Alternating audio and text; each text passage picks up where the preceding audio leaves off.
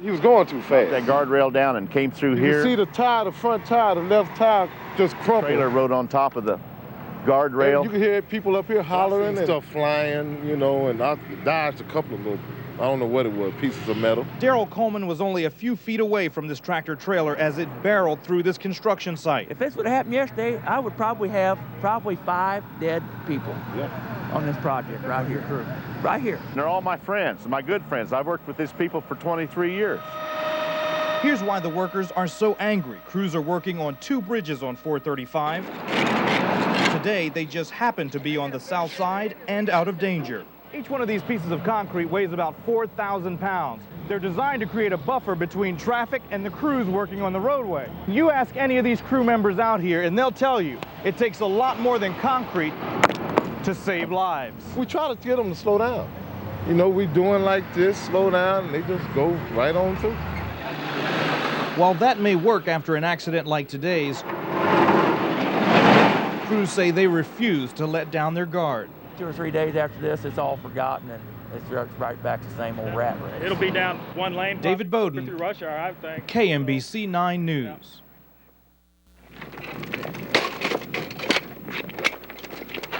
The launch, under 7 seconds. The ride, a bit bumpy. But these babies are loaded. We're 4-wheel drive, 4-wheel independent suspension. Each rider has their own 7-speed transmission, racing bearings. The satellite dish on the back, cardboard camera, and moon dust abatement system are all NASA requirements, an attempt to make it look like the real thing. But it is engineering and go power that helped this team beat out 37 others this weekend in Alabama. We beat Clemson, Purdue, Cornell. Each student devoted 400 hours to the project, and they say they learned a lot.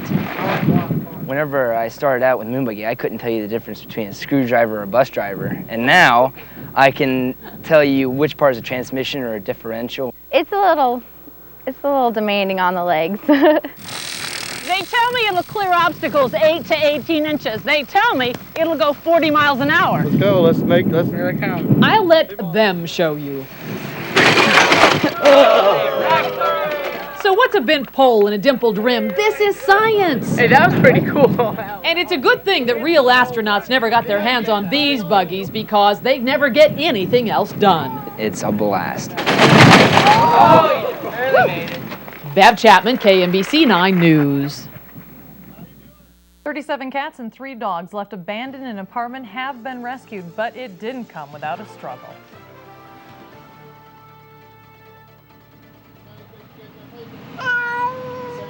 I love animals. For 3 days, neighbors complained about too many cats and too strong an odor wafting out of this second-story apartment. Wendy Kendall decided to go for the rescue. I laid in bed for 2 nights thinking about these cats in this apartment, and I just couldn't do it another day. I had to do something about them. Yeah, you'll be okay. You get your new homes. When we met up with Wendy, she'd already rescued 7 cats and 1 kitten.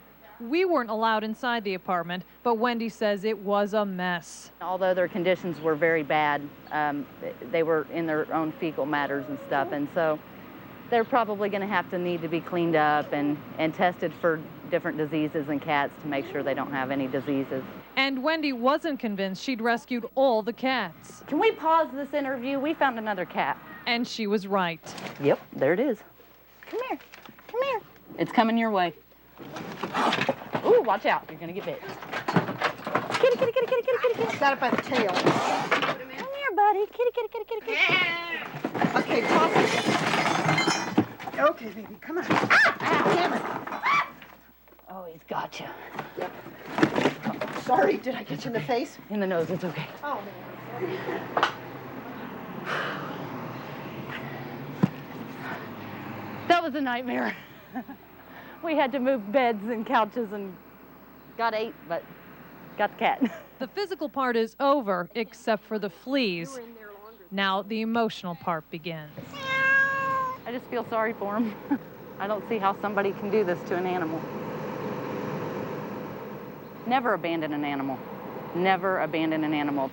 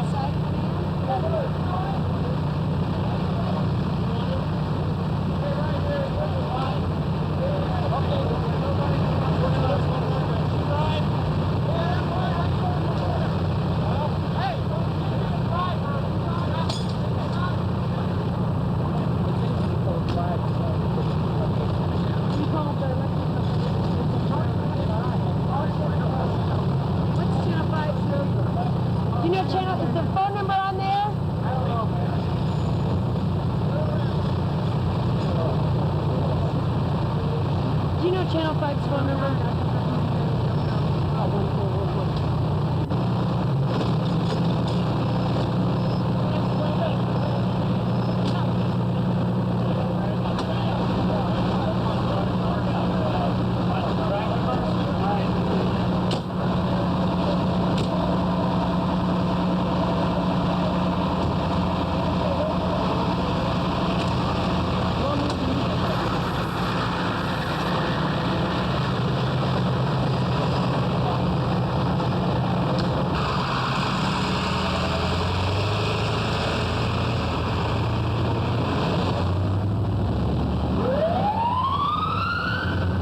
Well, I was driving down Franklin, and I just pulled up out here, and I seen him putting the antenna up. As soon as the antenna went up, I heard a big bang.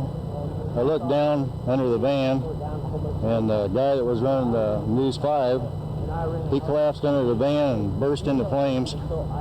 So I jumped out of my truck, ran over here. About that time, the lady news one, she ran around to try to help him. She bent down, and it just sucked her right in, and she started on fire. The only thing we could do is just try to keep people away from the van until the authorities got here. Do you have any idea what was happening? Yeah, I knew exactly what was happening, because they just blew. I mean, you know, it was just massive fire and smoke right off the bat, and I looked up and seen that antenna and high wire. So I seen a bunch of these younger people around here, so I just got around here as quick as I could to keep everybody away. And then we went inside the church here, and they got a fire extinguisher to put out the flames on the people. That's all we could do until... Was anybody going to try to help them, and did you have to keep people away to make sure they had to keep people away because they was laying under the van, and it was just too risky. We don't know how many bolts are coming off that thing. You know, if it's got too many bolts, you get too close, it'll happen just like what happened to the lady. It'll just suck you right into it. So they wasn't there but probably 5 minutes after the flames were out. They was all right. We knew they was breathing. So then we finally dragged them up on the grass. A few folks did. And then by that time the rescue got here. And that's... So they appeared to be conscious and okay? She wasn't conscious, I don't believe. She was just breathing. He was semi-conscious. They're bad shape. I was back over by the church back there playing soccer, and I saw the girl run around. I heard a scream, I saw the girl run around, and then I heard a pop, and I heard one last scream. She went down, and so I came over sprinting, you know, and I told the rest of my kids that were playing with me, you know, call 911. And I came over here, I started putting their backs and hands out with my shirt, you know, because they were on fire. And I found out that, you know, it was the truck, and so I kind of stayed away. We got them pulled out, and we were holding them up, you know, on their side, just in case, you know, so they don't choke. And the rescue team got here, and I think they started breathing, you know, after a while. Tell me how they appeared and how they looked. They were both lying side by side, no movement at all. Their skin was, you know, burnt off pretty good on the spots that they were burning, and it was just a bad sight. It was mass chaos, and I don't think I didn't know what to do. It was just mass chaos. Tim says he felt compelled to take action. And then I realized they were still getting current through them. The young lady was curled almost in a fetal position next to Dave. And there was a couple people ready to pull bodies, and we just went in and pulled them out. Well, Mike, we're now able to release the names of those two employees who have just been able to contact their family within the past 10 minutes. The employees are photojournalist Kimberly Arms and David Bingham. Now, we've just received word that David Bingham is alert at Mercy Hospital and is talking, but Kimberly's condition at Iowa Methodist remains unclear. We, of course, will be bringing you the latest, and our thoughts and prayers are with our own tonight. We are in the process, or rather the business of covering accidents at News 5, but tonight it hits close to home. A pair of News 5 photojournalists suffer severe injuries after they come in contact with a power line. Good evening, I'm Mike Keene. Sonia has the night off. We at News 5 have been shaken tonight by a tragic accident involving two of our photojournalists. It is one of the great fears in television news. A TV live truck comes in contact with a power line. Two people are badly hurt. Julie Kraft is in the newsroom with an update on today's accident. Julie? Mike, as you know, it's been a difficult day here at News 5, and tonight we all are working under difficult circumstances. Tonight, two of our young colleagues remain hospitalized. One of them is in critical condition, the other is in serious. Kimberly Arms and David Bingham were electrocuted as they prepared to bring us a live report for our 6 o'clock news earlier tonight. It was supposed to be another routine live report for our 6 o'clock news. But as David Bingham and Kimberly Arms set up the news equipment, the mast on the News 5 live truck came in contact with a 13,000-volt power line. I heard a scream, and then she came around, and she must have hit her head on the hot van or something, and I heard a pop and another scream. I was over there. I came running as fast as I can to help, see if I could do anything. And I told the other guys to call 911 and get someone over here as fast as I can. When I got over here, they were burning. Both of them were laying side by side. They were both on fire, and so I took off my shirt. I was starting to take off the, do something to get the fire off them. The guy told me the van was hot, so I stepped away and did what I could. And witnesses say David Bingham was shocked first, then swept under the live truck. Kimberly Arms went to help him when she, too, was jolted by the electricity. So I thought she was bending over to grab him or to help him maybe, and she got shocked and kind of jumped for a second, and then she fell to the ground. It's a routine procedure to raise the mast on the live truck. The dish on the mast is what sends the signal from the live shot, and operators are trained to avoid areas with power lines. Both David Bingham and Kimberly Arms work as photojournalists, meaning they're trained to work as reporters or as photographers. In this case, David was preparing to report the story, while Kim worked as his photographer. Both have been at News 5 a little more than 2 months. David is originally from Central Iowa, and he moved back here to be closer to family. David is 29. He's married with a baby daughter, and he has a great sense of humor. Kimberly Arms came to us from our TV station in Lincoln, Nebraska. She's a 25-year-old newlywed, and she was proving to be a hard-working news gatherer. Both are well thought of here at News 5. Now, as you heard from that witness, both Kimberly and David were burned in this accident. Tonight, David is in serious condition at Mercy Medical Center, and Kimberly Arms is in critical condition at Iowa Methodist. We, of course, following their conditions very closely. Mike? Yes, it's not trite to say our prayers are with them. That's right. Thank you very much, Julie. Approximately, I guess, 2.5 inches back there. And then her surgery 2 weeks ago placed an expander in this side and then right here on her forehead. And those areas will, over the next month and a half, be expanded.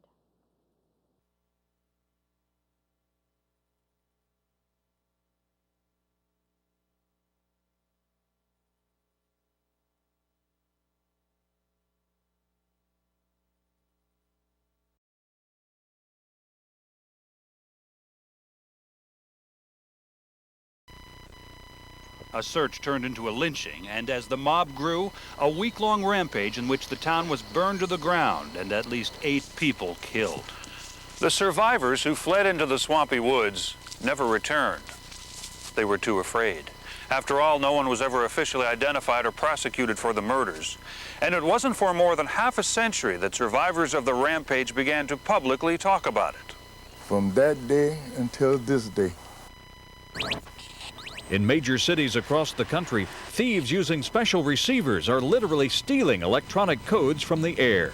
Every time you use your phone, it sends out not only your voice, but an electronic serial number. Thieves have found a way to steal that number, reprogram other stolen phones, and make phone calls, all at your expense. We have a legitimate operation that the criminal minds are defeating. Police officers tell us off camera that there's an unwritten rule in law enforcement to not write a speeding ticket unless someone is going 10 miles per hour over the speed limit or higher. And the effect is easily visible. This bridge in the Tahoma Creek Trail is Exhibit A in what happens when maintenance is ignored. It was built some 20 years ago, but in that time, some 2 decades, it's never been repaired. Carl Fabini, the trail maintenance supervisor, till the crook makes off with his bag as well as yours. Easy enough, but these criminals get far more creative. One of the most insidious airport crimes is called the mustard trick. It certainly involves your bag, but first it involves somebody squirting mustard on your back. Oh my God, somebody puts mustard on my back? What do? You put your bag down. Then you take your jacket off, and while they're cleaning off the mustard, bag's gone. So, how can you protect yourself? If they could convince the players to wear their jock straps on the outside, they'd try to advertise on that. In a time when players' autographs are bought and sold like commodities, and team rosters are about as stable as a knuckleball in a crosswind, only the youngest and most naive fan still thinks of this as just a game. It's a business, of course, always has been. Advertising pays for these contracts. But do they have to keep rubbing your nose in it? We raised some revenue. There's a feeling there for it. There's no ifs and ands about that. I don't know how a road can become part of you, but really it does. Today, the road allows you to travel forward while taking you backward in time.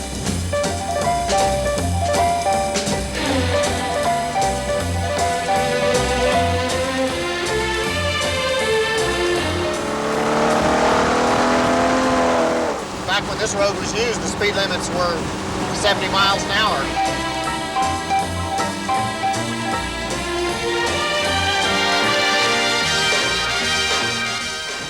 I'd turn on the television and here'd be Buzz and Todd cruising up and down 66.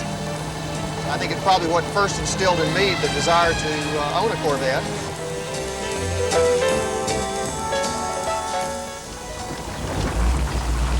Buzz and Todd from the old TV show took a wrong turn in 1964 and were never seen again. I don't know if they ever made it to Conway, Texas, but if they did, they probably stopped here. We came here to see Cecil and Zelma Walker. This was Route 66 and it was busy. One person's fond goodbye is another's good riddance. People shuffle through the pages looking at the notations, curious about other people's lives, or looking for their own birthdays. Friday, August the 10th, blank. But you can bet every one of these pages was a significant milestone for somebody. He was picking up one that had a note on it that said I had sex with Susie. See what I mean? Everybody loves a clean slate, but there is always that nagging suspicion that real life is not just going to start all over again just because the calendar does. Direct mail marketing firms can buy and sell our names and addresses. The direct mail marketers already know who you are. If you've ever ordered a magazine or sent off the registration card for that new coffee maker you bought, your name is on a list. And sooner or later, your mailbox will be full of junk mail. In here will be catalogs for more appliances, offers for things you've never thought about buying before, credit card offers, coupons for groceries from the store down the street. By year's end, we will have received 550 pieces of junk mail, 34 pounds of it. But there are some things you can do to stop it. The Better Business Bureau says don't give out your name and address. Mary Hunter, a Monsanto secretary, was watching from her office window. And across town, Mrs. Knappenberger, a housewife with a home camera, came here to the Texas City dike to get a closer look at the burning ship. She didn't know it then, but she was about to record America's greatest man-made disaster.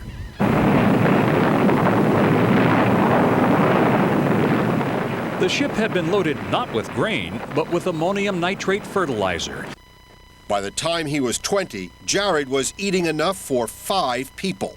10,000 calories a day. 10,000 calories? 10,000 calories a day at times. That's and so 5 times as much as you're supposed to have. Exactly. Consider what Jared was consuming. Every day for breakfast, he'd have 2 bacon, egg, and cheese sandwiches with a large order of hash browns, a large coffee with cream, and 10 packets of sugar. Lunch was an entire pizza, extra meat, extra cheese, and of course, dessert.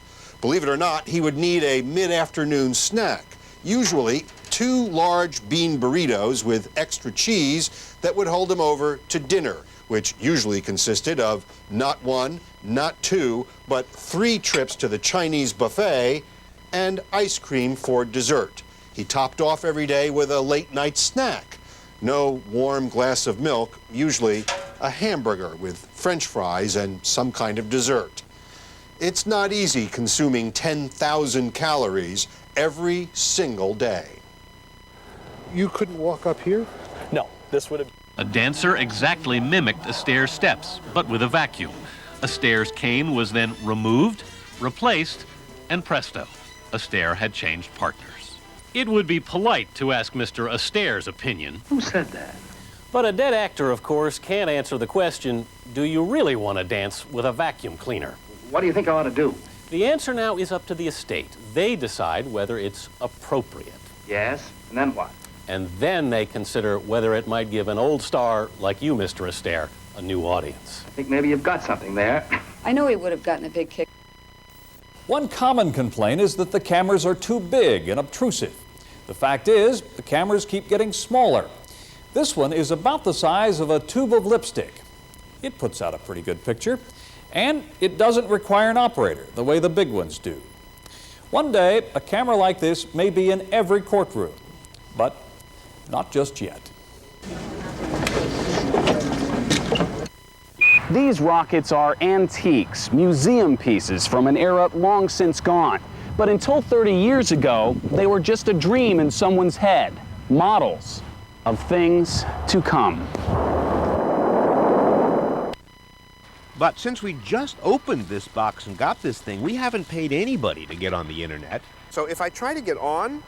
Okay, watch this. It says cannot find, meaning I can't get on because I didn't pay anybody. But now I'm going to walk just 6 feet right over here. And now when I try to get onto the internet? It says right here, signal, which means I'm on, and that means I get news, entertainment, and did I pay anybody? No, it's completely free. Because it turns out there's a kind of invisible bubble made of radio waves over half this park in New York City. And while I can't see it, when I'm inside the bubble, I get free service. But if I happen to walk this way and go outside the bubble, the free service goes away. You were the wrong crowd, you got it. This approach seems to appeal to the public's desire to do something about repeat juvenile offenders. It looks like punishment, but it also looks like a rehabilitative program. It looks like these young muggers, thieves, and armed robbers are getting some badly needed attention. It doesn't look like they're being coddled. Well, look right at him and tell him. I'm sorry.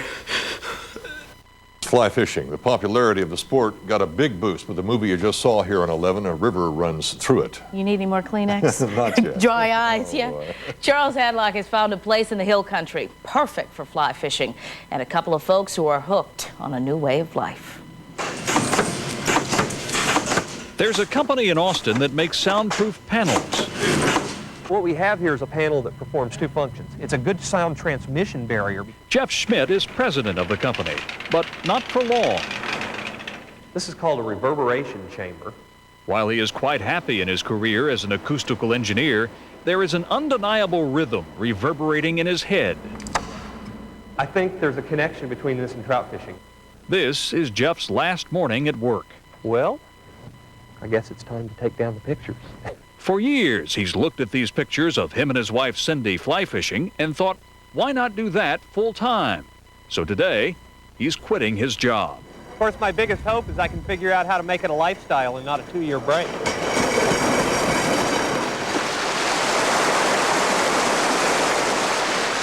This is definitely the life.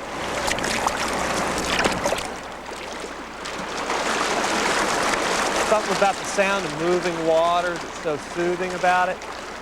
His wife Cindy, a legislative analyst, Quite a change from high heels down in the Capitol. is quitting her job too.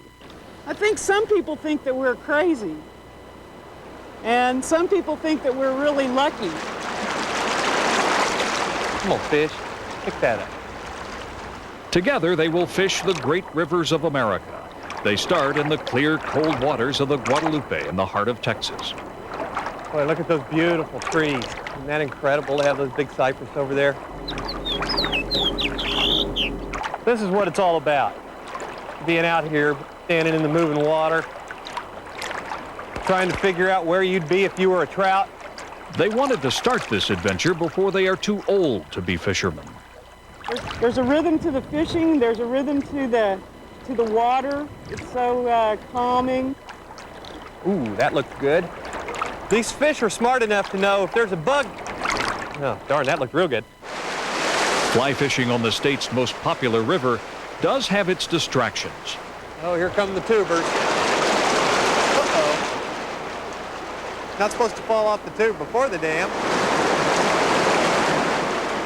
You see any fish downstream, chase them up here. Thankfully, the current carries the people in inner tubes quickly downstream and out of sight. The Guadalupe is once again a trout fishing river. Jeff and Cindy both agree that A River Runs Through It is the best fly fishing movie ever made. It's a lot more than a fishing story. It's a story about family and about life, about how people pull together in tough times.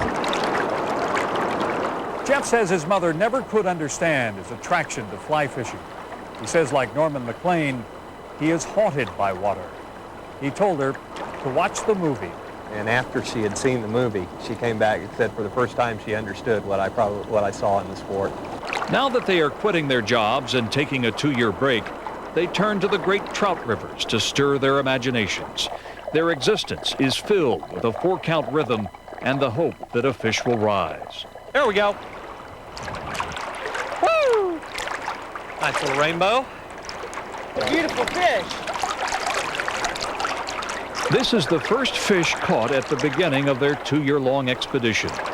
They will let it go. There are plenty of fish in the waters that lay ahead of them. In Jeff and Cindy's lives, all things merge into one, and a river runs through it.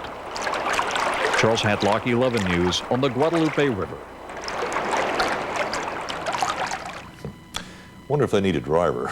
Time. On the scene is our colleague Dave Faherty from our Charlotte affiliate WSOC. Dave, what's happening now? Well, Tony, we got pounded overnight. We got about 17 inches of snow, so much snow that a lot of our morning crew wasn't even able to get into work. I am actually out along the southern part of 485, which is the southern beltway around Charlotte. Because we didn't have a lot of folks coming into work, I'm actually out here by myself, working the camera myself. Let me just walk over to the camera. I'm going to try to just do something real quick. I'm going to take the camera right off the tripod. I want to point it down towards the ground. You can see how deep the snow is here. It comes up to almost my knee. There is 485. Very little traffic out there this morning, just a few cars. And the cars that I've seen gone by, they're sliding all over the place, having tough time getting into work. A lot of folks just staying home. Reporting live from Charlotte, I'm Dave Faherty for ABC News. That's pretty incredible to see. I don't see how many cars are going to get through on that roadway. All right, Dave, thank you very much. I'm going to have more on the forecast of what we expect to see there later.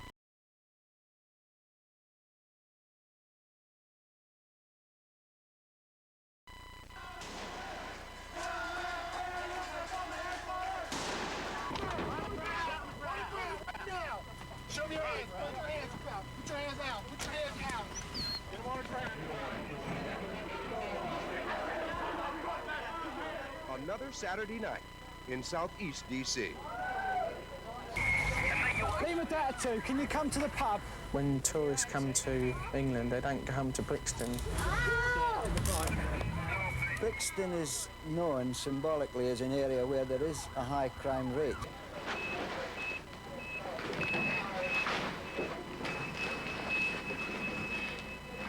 Shit. Look at this, Jeannie. Shit, man. Shh, look at that. Where's my monitor? Jesus Christ. Let's go. Quickly. Go to sleep, weary hobo. Let the towns drift slowly by. Can't you hear those steel rails hum? That's a hobo's lullaby. No, Dios mío, no. No, si yo no he hecho nada.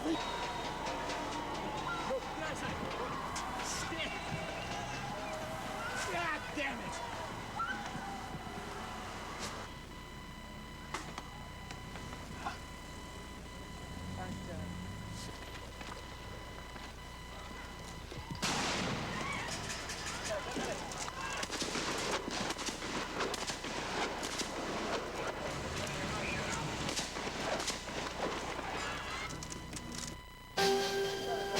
Get on your feet! Stand up! Everyone, get on your feet! This is the last chance or the last opportunity the New York State's going to give you. There is an alternative to Bedford Hills. Put him down, Mr. Labriola. Right here! Seats! Sit back down! Put your hands on your knees! Focus straight ahead! Nonviolent, first-time felons, ages 16 to 26, can choose Hit the deck! Move, move, move, move! Get that wreck! a grueling 6-month program called Shock. So you think it's funny too, brain cram? Incarceration. Just keep laughing! If you're willing to accept the challenge, if you think for the first time maybe you'll start something and finish it, get rid of your earrings. Don't bring any makeup. You bring me that much courage. You'll change. Or you just can't stay. Can you tell which ones will be problems by initially meeting them like that? Every one of them's gonna be a problem. Robert Fucci is the captain of Camp Summit Shock. You had a problem? The showers, we didn't get it all cleaned up properly, so lean and rest, move. Every one of them sees 6 months. I'm gonna go in there for 6 months and I'm gonna hide. You can't hide. There's no place to hide. Move down here. You now want to do those push-ups. Yolanda Johnson. Front center. Yolanda, she's a brawler. Fight at the drop of a hat. Why didn't you own up to this? Sir? The question? Sir, this inmate did her push-ups, sir. Lean and rest. Well, let's see if you can do 20 the correct way now. Sir 1, sir, sir 2, sir, sir 3, sir, sir 4, sir. Why did you rebel against that? I said, why is he making everybody go down and do push-ups? Because somebody else didn't clean. It's somebody's job to clean. Why you don't get that person and tell them to go down? I don't understand that to this day. Sir, Emmy Johnson request recovered, sir. Ready? Feet. Now, why couldn't you do that in the beginning? Sir, it's inmate did her push-ups, sir. Oh, lean and rest. You got a little emotional at that point. Yeah. Join her? 20. I felt like I was really getting in trouble, and I really wanted to say something to him, so I cried.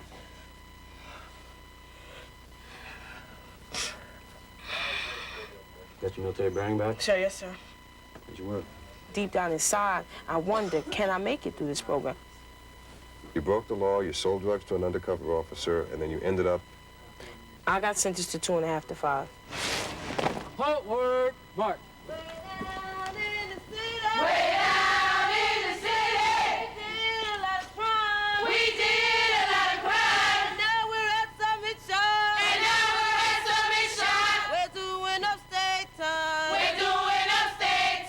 Why'd you choose this program? Because I have a 11-month-old baby. And? I want to go home in 6 months. People who go to the shock facilities are mandated to go to school. We've raised reading levels, we've raised math levels. Rosetta Burke is the superintendent at Camp Summit. It costs more for an inmate to be placed into a shock facility. 1 mile, no good, no good, 2 miles, 2 miles. But in the long run, if the recidivism rate stays as low as it's been showing, then it's even less than it is for a regular jail.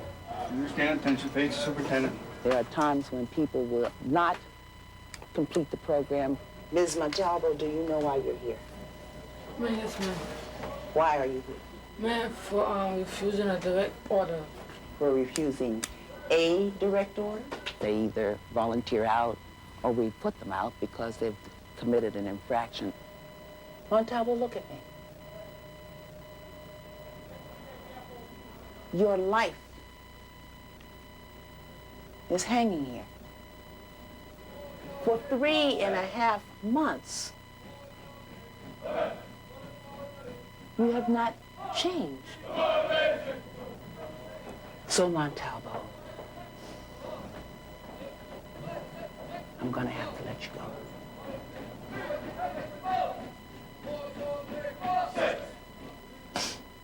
Do you have anything to say?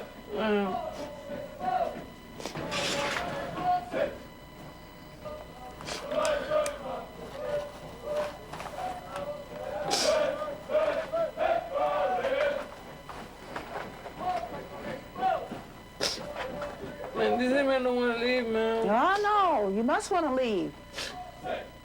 Participation is all that we ask of you. You don't have any more time for that, Montalvo.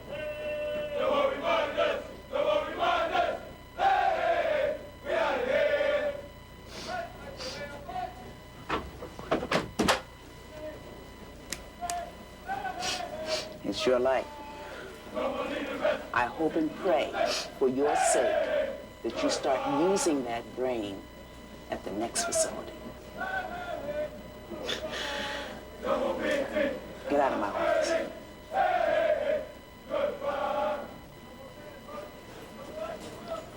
It's going to be very tough for you. It is. This hurts. I've always been a failure. I always quit in everything I did. This time, I'm going to prove to myself that I can do it. I'm young now. I got a chance to get my life together and still be somebody and make it in life. And that's what they told me I could do in Shock, and that's what I'm going to do. Stop Patrol, who's number one?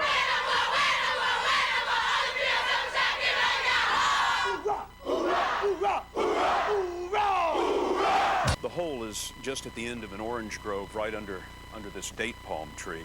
And it's a hole just the size for one man. I'm going to take this camera down and give you a look at what it's like.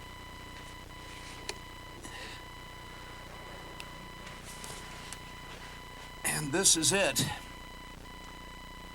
There's a light right up here, a fluorescent light connected above by an electrical wire. This is a concrete wall, looks like about, it's less than 2 feet across.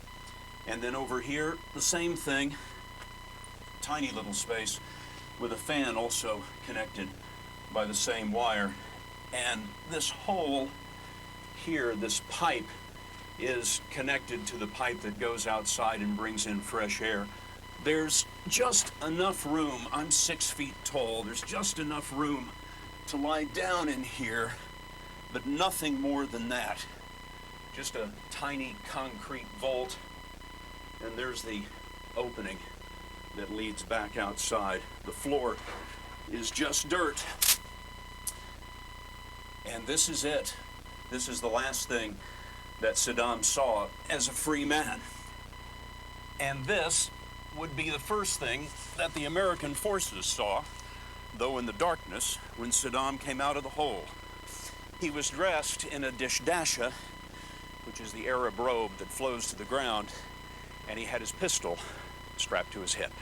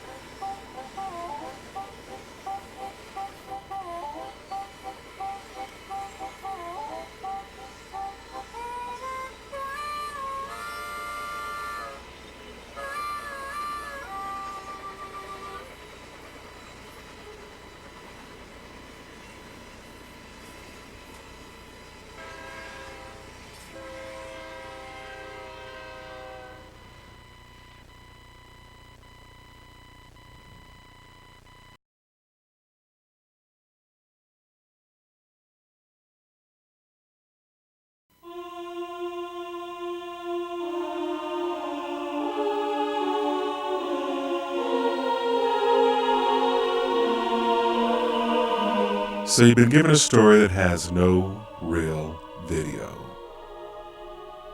The reporter says there's some file tape, but it's not real good. Oh, I need you to shoot these documents too.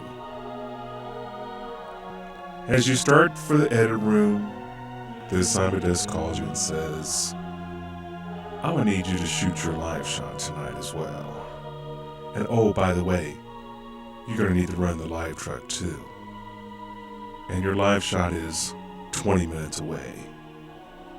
And you look at the clock and say, why am I with the slowest writer in the newsroom? So you head to the edit room and you sink down in your chair and you say, what the f am I doing in this business?